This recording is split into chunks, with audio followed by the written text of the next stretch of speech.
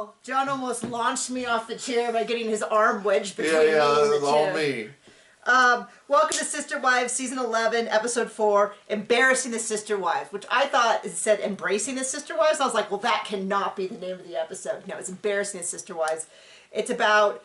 How crap Christine is as a sister wife. As always. And as a mother and a mother-in-law. So I had heard...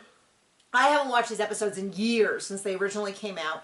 And I've been hearing from all these people about how Christine wasn't very supportive during Mykelti and Tony's wedding. So I've been really looking out for that. And I've had some people even make some accusations about it had to do with racism and stuff. She wouldn't even let Robyn's arm wedge in between her giving a hug to Mykelti. Can you believe that? Now, I don't know what happened off screen, but on screen we're just not seeing that. So there's two main storylines to this episode. One is Maddie's bridal shower, and one is Mykelti and Tony negotiating the dates. Anything that Cody says, I'm against. Janelle and Christine make some good points. Robyn basically puts her hand up Cody's backside and uses him as a puppet. Hilarious. I'll talk about it when we get there because it immediately defeats everything she's saying in season 18 and 19 about how Cody's his own man and no one can speak for him. And then we have this whole thing where she basically is like, you say this, you do this. She has him say it and then doesn't feel like he said it sufficiently correctly and so then says it herself. Yep. Okay, so Mindy and Desi, Mindy being Robyn's niece who lives in the house. They just keep referring to her as a niece and not the nanny, but it totally comes out in this episode that Robyn won't even go any place. I don't know. How would you describe it? She can't leave. She's got to be ready to wet a pencil at will. Well, we'll see. We'll get into it. So... That's not what I was going to say, but Cody, I guess John has Cody on the mind as to what Cody's up to. Okay, so Maddie, Mindy and Desi are doing all these plans. We actually see Robyn's house. I was like, I've been trying to clock how often we actually see each person's house. So I've been trying to pay extra attention. It's really hard to tell because they all have, most of them have similar layouts unless it's Mary's wet bar. Or those, that curved couch. That's one thing. I think Christine has the extra tall chairs. Robyn, of course, has the infamous Cody and where they have removed Christine's family and put Robyn's in. No Freudian meaning in that. But anyway, you can tell it's at Robyn's house, and it's messy. Now, I'm not criticizing Robyn's house because it's messy, because that is someone who lives in a glass house throwing stones, and I am not that dumb.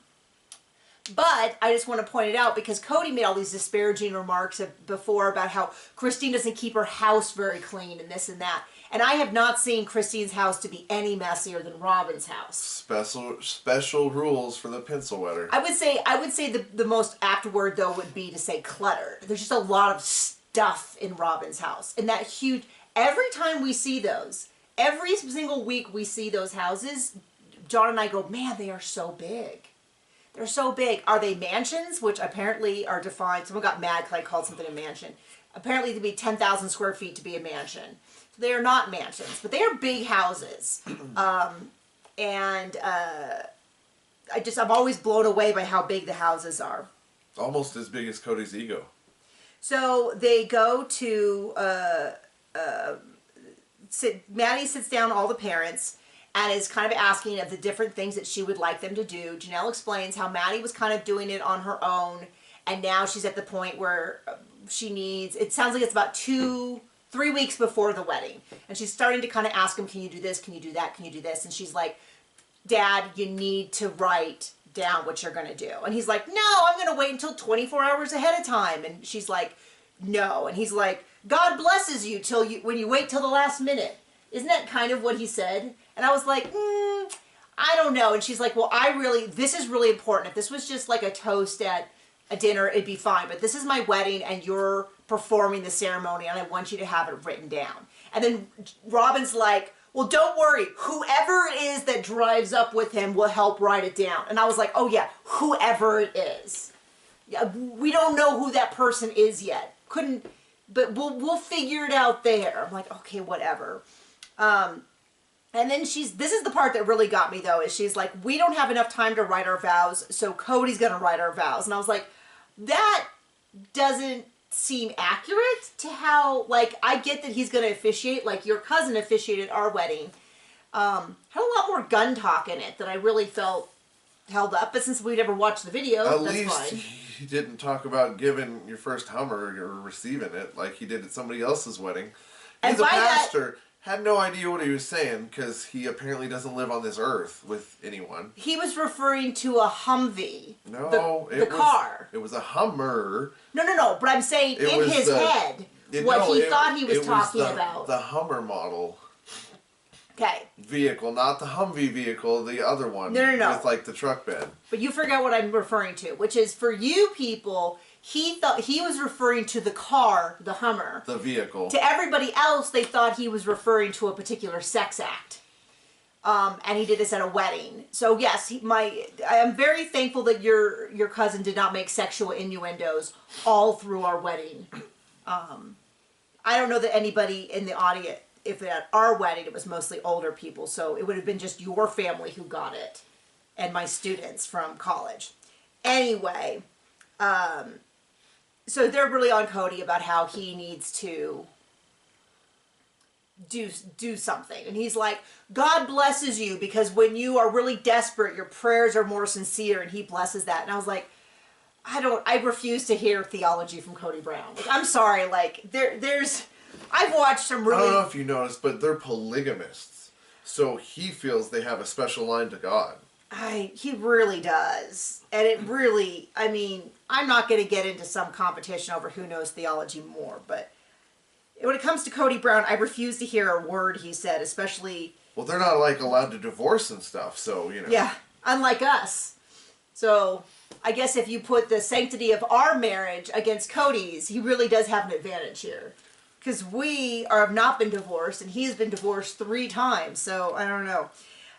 Anyway, so then we go, they go to see Maddie try the dress, and Robyn says, since Mindy is going with them, I'm going to stay home with the baby. Which makes me think... She's wetting a pencil. That was John's thought, was she's staying home to get a little one-on-one time with Cody, since Cody's not going either. Because he's going to be surprised at the wedding. And I just was pointing out once again, which is every time Robyn bails out of a family event, it would make sense. Every single time it makes a lot of sense, but when you add it all together, you go, she misses out on so much because of a baby. But guess who never missed out on anything because of a baby? Christine. The rest of them? I mean, we don't have any genuine proof for Janelle, but remember when Janelle started the show, she had a 5-year-old, and in a few years, Robyn will have a 5-year-old. And we still hear the same excuses. The kids are sick, the kids are this, the kids are that. But unlike Janelle's kids, Robyn's kids are tender-aged. Yeah, so they go to the baby, they go to the bridal shop, they look at the thing, they say over and over and over again that Maddie has lost 20 pounds, they hope it fits, they hope it fits, I hope it fits. That's significant because it looks like the next episode, maybe the dress doesn't fit. So we'll find out what that means. Then we have And if it doesn't fit, it'll just slide down. It will They make a point of telling us that. Because it's strapless. Otherwise, who would have known? Well, at one point, I think it was Christine said, well, the point is not to have the dress fall down. And we're like, oh, well, thank goodness. And it makes me laugh because when at this point, 11 seasons in, I feel like they're beating a dead horse when they talk about how polygamous this, polygamous that. But at least you can say, we're not polygamous. Don't worry. Later in this episode, they explain how wind works. Yeah, but they explain to us how wind works, and I'm it blows like Robyn. And then also how strapless dress works, and I'm like, trust me, if anyone has experienced a strapless dress, it's not you. Because you went on and on and on about how you wouldn't wear a strapless dress. Well, in polygamy, they don't wear strapless dress. They don't wear risque things to get married in. Yeah. Or have fun parties with lingerie. So, yes, speaking of which, it's the day of the bridal shower. It's windy. I don't know what they call them in Vegas, but in Southern California, we call them the Santa Anas. I'm pretty sure in that backyard, they call it when Robyn opens her mouth. And it's this hot, dry wind that just blows and blows and blows in one direction. And in Southern California, they came in pretty frequently, and it was like you couldn't sleep at night, and the winds would howl. And I don't know if that is... I assume it's a regional name because we live somewhat near Santa Ana. And or if it's from the Santa Ana Mountains. I don't know if that everybody who experiences those winds calls them that, or whether it's just in Vegas. But they wanted to make sure that we knew that wind blows and it's causing a problem. And it sort of feels that they're undermining Desi, and because they're like, you could just move it inside. You can move it inside, and they're like, no. And I do kind of wonder how they would move it inside, because they have like 4 huge round, or at least 4 huge round tables, if not 6 or 7. I couldn't really see it all. It's in Robyn's backyard, and you can see the desert oasis, the desert that is Mary's in the background. Slightly. It's just Robyn's house that has the nice pergola and stuff like that. And so they're setting all that up. They have the donut dangle game, which to me felt so much more risque. Has them all put their arms behind their back and put their head up and try to eat a donut off a string, which to me seemed far more sexually suggestive than the lingerie they're so worried about. And I thought, ladies, both Janelle and Christine have 6 kids, and Robyn has 5. Like, come on, you know. I mean, I get that some, like, if they were like throwing out like some more explicit stuff, but I feel like a bra and panties set is pretty. But you have to take into account they're polygamists. They weren't like stuff. I mean, there's plenty of things that would make me embarrassed, and I would probably be embarrassed. They're supposed to be wearing tablecloths. And I was a little embarrassed at my bridal shower when I got a few risque things, but that's kind of the fun. All the married women kind of chuckling at the virgin bride, which I'm putting in quotes because it came out within the last year that Maddie said that her and Caleb lived together before they got married, and McKelty and Tony lived together. So when we make references to the fact that they were probably already intimate with their partners, we're not being snide about them. We're just acknowledging. And before marriage, Cody and Robyn were bumping uglies. Well, Cody goes into this whole thing about how they were engaged for 10 years and they were chased. 10 months. Sorry. Both of those were fictional, so. And they were chased the whole time. And I'm not for a second buying it. That's definitely fictional. I'm not buying it for a second. I guarantee you that they thought that since they were already made a spiritual commitment. They were tying tongues on TV. Imagine what they were doing not on TV. I'm just positive that Cody and Robyn's attitude was, we're already spiritually married, so it's not premarital sex, it's just marital sex. I'm sure of that. And they would just say that it's different because... It's because when they make the beast with 2 backs, it's fine. Because they're different. Polygamist. He has special rules. Yeah, and they made all these comments to, like, before they were married, Janelle even made a comment about how she considers them, you know, they've already made a spiritual commitment. And I'm like, I bet you she got that from Cody. Anyway, and then they pull out some lingerie that the bridesmaids had given to her. And it's sort of a joke. We're like, you know, you need new outfits around the house. So here's an outfit for the garage. And it's like a set of tools with like, they were all pretty tame. They were mostly kind of like bra sets with little frilly things. They were very, very tame. And then something for gardening and something for the bathroom and stuff like that. And then was eventually a gift from Caleb, and it was like just something for hunting. And it was just like a camo bra and panty set. And it was, I mean, I think it's cute that they were all embarrassed, but they really acted like it was almost immoral. I don't know if you knew this, but they're polygamists. And then Robyn goes out of her way, and I felt this was a real dig at Maddie. Robyn goes out of her way to be like, Aurora was there, and Aurora was like, oh, why is it all lingerie? They gotta do more than just that. And I think that she was kind of trying to show that Aurora was a more proper woman than Maddie was. And I'm like, okay, I get it. We grew up in a pretty, like, purity culture kind of thing. But I'm also like, do you want her to have grandkids? Like, I get it. It makes sense that Janelle's a little embarrassed. But, like, kind of trying to me, it felt very much like Aurora's a good girl and Maddie's being dirty. And it's like, I don't know, joking about her having sex with her husband is hardly like like, oh, quick, put the kids to bed. This is so inappropriate. Well, I mean, to be fair, with Aurora's hoe of a mom. God.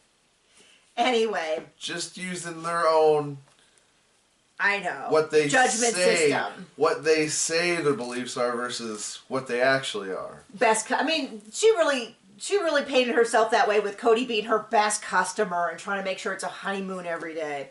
Okay, so then we cut over to McKelty and Tony are coming over, and all of the parents are sitting down. So it's Robyn, Janelle, Christine, Mary, and Cody, and they're going to talk about this engagement. And I will just say, first of all, McKelty clearly does not do enough groveling for Cody's ego. I mean, that's what makes me so frustrated, is that Cody is all about how this affects him and his opinion, and that she's not grateful enough. But McKelty's marriage is all about Cody.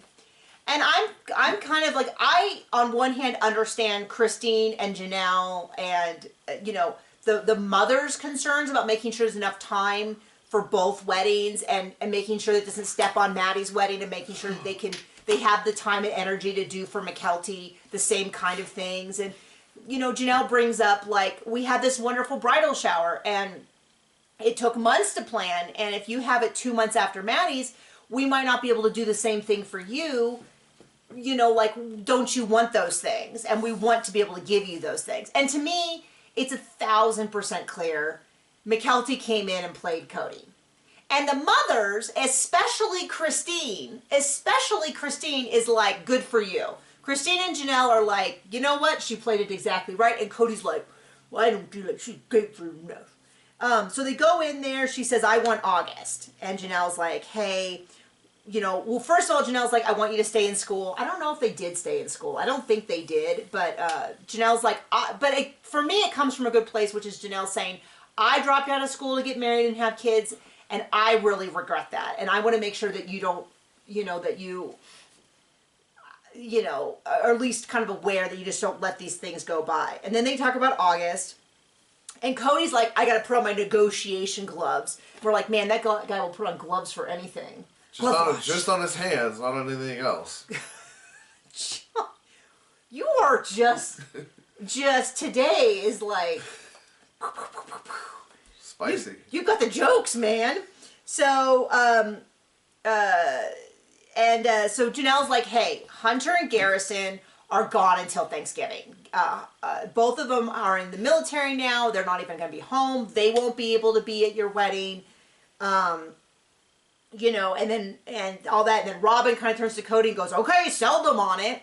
And she keeps in so Cody goes into, I'm going to get to this first. Cody goes into this thing where he's like, you guys can just wait. You don't need to have sex. And everyone's like, Cody, stop it. Like, no, this is the worst argument I've ever seen. And Robyn, all through the interviews, is talking about how she thinks Cody should approach it. And she's basically like, okay, Cody. And finally, Cody says, almost word for word, what Robyn has been telling him to say. But not good enough. So then Robyn reiterates it in her own words. And it just cracked me up because I was like, here in season 19, she was like, if you think I can put words into Cody's mouth and manipulate him, then you don't know Cody. And then they show us the whole scene. You're a fool if you believe what you've seen. Yeah, it's like, here's a whole scene that shows exactly how she tells him what to say and then forces him to say it. And I don't think anyone bought it when she was like, no one can tell Cody what to do. We all laughed, but it's always like vindicating to find proof on camera. How dare us believe what we see with our eyes and not what comes out of that horse's ass. And then Robyn's like, you know, then she says something about McKelty's feminine wiles. And I was like, what are we, in a Jane Austen book? And not even one of the good characters, one of the evil characters in Jane Austen book. Feminine wiles? Okay. So then eventually McKelty, I mean, it was clearly how it was super, super transparent, but I don't think she was trying to not be transparent, which is she goes, okay, well, what about December 17th? That'll be after the school UNLV is done. That's after the St. George College is done. The boys will be back. We can do it December 17th. And everyone's kind of a little confused because they are like, wait, are you serious? You'll do it December? We'd love that. We'd love that. I mean, it was super clear, like, oh, this is not, I mean, she's not being talked into it. She has a secondary offer. But I'm like, I'm with you here, you know? And so she says, but if we do that, you know, because I won't be able to have the honeymoon I want you to pay for it.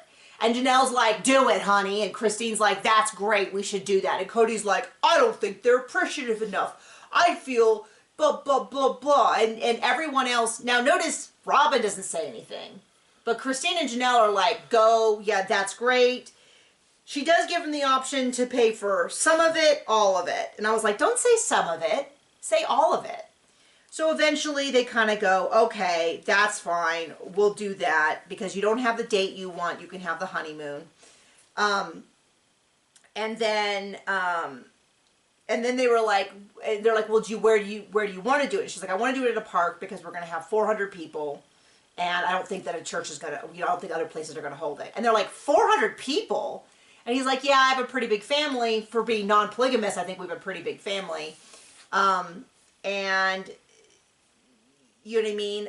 And so then Mary's like, I think she was smart to ask for the honeymoon before she told us how big the wedding was going to be. And I know a lot of people are like, oh, TLC paid for the wedding. I'd be curious to know, did they pay for all of it? Like, whatever you want? Or did they give them like a flat sum and the family had to pay for the rest? Like, how did that all work? I don't really know. So anyway, Christine, they get it all arranged. Christine leaps up to hug McKelty. Huggy McKelty. Robyn comes in and tries to do like this and get between, if you're Christine and this is McKelty, Robyn tries to come in and do this and then goes, okay, never mind, I have to hug them both. But I was like, she literally tried to get between Christine and McKelty mid-hug. It's a metaphor of what's to come.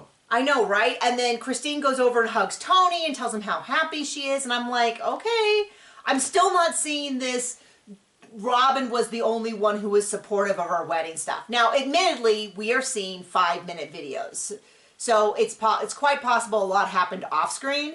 But it's just interesting that all this stuff that when we talk about how great Robyn is, none of it was caught on camera.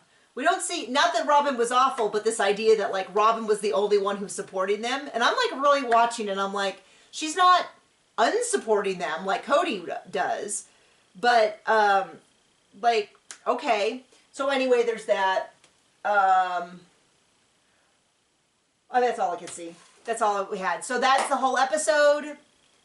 I'm so glad that for the moment we're not talking about the catfish situation. Mary's super quiet. We'll get back to that for another 7 seasons or more. Mary's so quiet through this whole thing, and I think it's just because she knows that she can't do anything other than back up Cody, and Cody's an idiot, so well, you she see, says nothing. They're polygamists. They're polygamists. So when somebody gets put in the basement, they need to...